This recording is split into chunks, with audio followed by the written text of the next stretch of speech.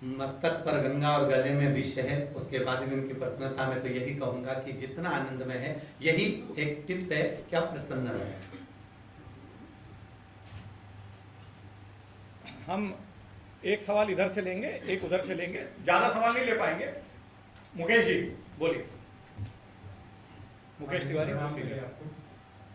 आप सभ्यता संस्कृति की बात अपनी हर प्रवचन में करते हैं, और देश में जो इस समय माहौल है, आप बेटियों के लिए भी बात करते हैं, महिलाओं के सम्मान की बात, ये जो माहौल नया आ गया है, मैं 36 टुकड़ों के संदर्भ में बात कर, इस पे आपका क्या कहना? कहीं ना कहीं संस्कारों की कमी है। ऐसा नहीं है कि माता पिता बच्चों का ध्यान नहीं देते। अगर माता पिता बच्चों का ध्यान नहीं देते तो श्रद्धा के टुकड़े कितने हुए ये मालूम नहीं पड़ते। एक पिता के मन में भाव जागृत हुआ कि मेरी बेटी आखिर है कहाँ। बस जिस पिता ने थोड़ा समय निकालने के बाद उनको याद आया कि मेरी बेटी कहाँ है, वही पिता अगर 2 या 3 दिन के अंदर भी अगर ज्ञात कर लेते कि मेरी बेटी कहाँ है, तो उनको अपनी श्रद्धा वापस जीवित प्राप्त हो जाती। कहीं ना कहीं हमारे संस्कार या हमारा जो पोषण तत्व है वह हमको वहां तक नहीं पहुंचने देता। चलिए, आज ज्यादा से ज्यादा पूरे इंदौर में आप खोज लीजिए, जितने भी माता पिता हैं बच्चों को संस्कार देने के लिए पीछे कभी नहीं हटते। हर माँ बाप देते हैं, पर बच्चों को उस उम्र में सिखाना चाहते हैं जिस उम्र में बच्चा सीखना ही नहीं चाहता। बांस गीला रहता है तब उसको नवाओगे तो नव जाएगा, पर सूखा बांस अगर नवाएंगे तो टूट जाएगा। इसलिए मेरा कहना है संस्कारों के बल पर ही हम ये सब क्राइम रोक सकते हैं। श्वेता, सिद्धार्थ। या फिर चमत्कार को नमस्कार है। आपकी कथाओं में भी हम लोग देखते हैं कि प्रयोग और उपाय ज्यादा बताए जाते हैं। धीरेन्द्र कृष्ण शास्त्री जी की बात की जाए तो वो पर्ची उठाते हैं, चमत्कार बताते हैं। तो क्या वास्तव में ये लोग धर्म के प्रति लोगों का रुझान बढ़ा है, या फिर ये चमत्कार कहीं ना कहीं भीड़ की वजह बनी? नहीं, चमत्कार तो उसको कहते हैं कि आपने ऐसा हाथ घुमाया और वहां से सोने का अंडा निकाल दिया और वो अंडा किसी के काम आ जाए।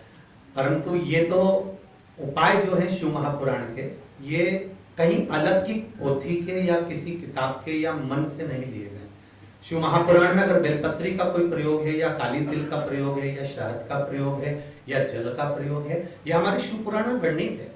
आप पूरे 24,000 श्लोक में 12 खंड में आप उसको निकाल सकते हैं कि काली मिर्ची कहाँ चढ़ती है, शहद कहाँ लगता है, जल कहाँ चढ़ता है। भगवान शंकर, ऐसा देखा जाए तो अभी तक तो लोगों को यह भी ज्ञात नहीं था कि भगवान शंकर के 13 बच्चे हैं। अपन तो वही गणेश जी कार्तिकेय का स्मरण करते थे, अपने को ज्ञात ही नहीं था। पर पुराणों को जब हम निकालते हैं और उन पुराणों में से जब अपन छांटते हैं तब समझ में आता है कि ये जो पुराण संबद्ध चीजें हैं ये चमत्कार अपने आप कर देती है। आपका दिल करेगा, आप भगवान की भक्ति करेंगे, आप स्मरण करेंगे और आप भगवान के मंदिर तक गए हैं तो कहीं ना कहीं आपका हित होगा, ये निश्चित है। पर कर्म आपको करना पड़ेगा। इसमें कोई महाराज या सियोर वाला हो चाहे कहीं का भी संत साधु हो, वो इतना पावरफुल नहीं हो सकता कि वो आपके ऊपर बस फेंक दे कुछ और आपका काम हो जाए। कर्म प्रधान है, आपको कर्म करना पड़ेगा और उस कर्म के अनुसार आपको फल मिलेगा। आप मंदिर तक जाओगे तभी तो कुछ प्राप्त होगा, आप 1 लोटा जल चढ़ाओगे तभी तो कुछ प्राप्त होगा। तो आपको खुद को जाना पड़ेगा। हम भी तो कर्म कर रहे हैं, व्यासपीठ पे बैठकर 3 घंटा कथा करते हैं। अगर हम कर्म नहीं करेंगे तो आज आपके बीच में होते क्या? तो कर्म प्रधान है, पहला कर्म करेंगे तब ही उसका सुख प्राप्त। चलिए राय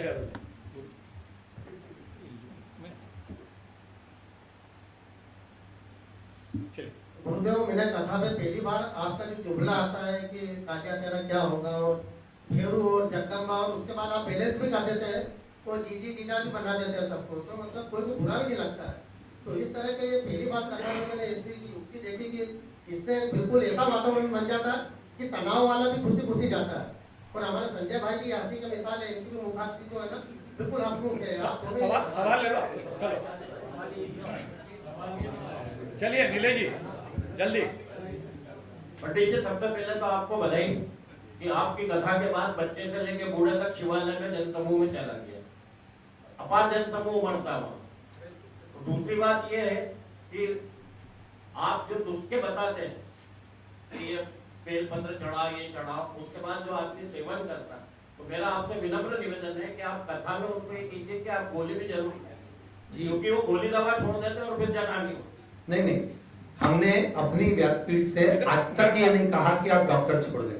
हमारी व्यासपीठ हमेशा कहती आई है कि आप आज की कथा भी सुनेंगे, कल की भी सुनेंगे, प्रतिदिन की कथा में हम कहते हैं डॉक्टरी इलाज चलते रहने दीजिए, साथ में विश्वास पक्का रखिए। आप जो दवाई भी खा रहे हैं वो भगवान शिव का नाम लेकर खाएं, ये हमारी व्यासपीठ से हमेशा कहते हैं। चलिए विमल गर्ग साहब, प्रभु आपको करने स्पष्ट सवाल। संत किसे कहते हैं, यही शब्द है मेरा। बस एक प्रश्न, संत किसको कहते हैं? संत का मतलब ये नहीं होता कि चोला बदल ले, संत का मतलब ये नहीं होता कि बाल बढ़ा ले, संत का मतलब ये नहीं होता कि वो कहीं घाट पर जाकर बैठ जाए, संत का मतलब ये नहीं होता कि वो मंदिर में जाकर बैठ जाए। संत का केवल एक सार तत्व है जो अपने मन को शांत कर ले और मन से विजय प्राप्त कर ले, वही संत है। चलिए अमित त्रिवेदी। अति जी, ये कोटेश्वर धाम का मंदिर और धर्मशाला कब पूरी होगी और कितनी लागत है, अभी तक ये क्लियर नहीं हुआ है जी, ये एक उत्सुकता है पूछने की कि कब पूरा होगा। भुवनेश्वर धाम और वहाँ का जो वृद्धाश्रम है, मंदिर है, गौशाला है, उसका निर्माण कार्य 1 वर्ष का हो रहा हुआ है। वैसे 2022 में उसकी ओपनिंग होना था, प्रारंभ होना था, पर उसका ओपनिंग कारणवश 2023 का उसका होना है। बाबा चाहेगा और उसकी इच्छा होगी जब वो बैठ जाएगा। बस यही बाबा से विनती है कि जल्दी बैठ जाए। चलिए मुनीश जी। महाराज जी, आप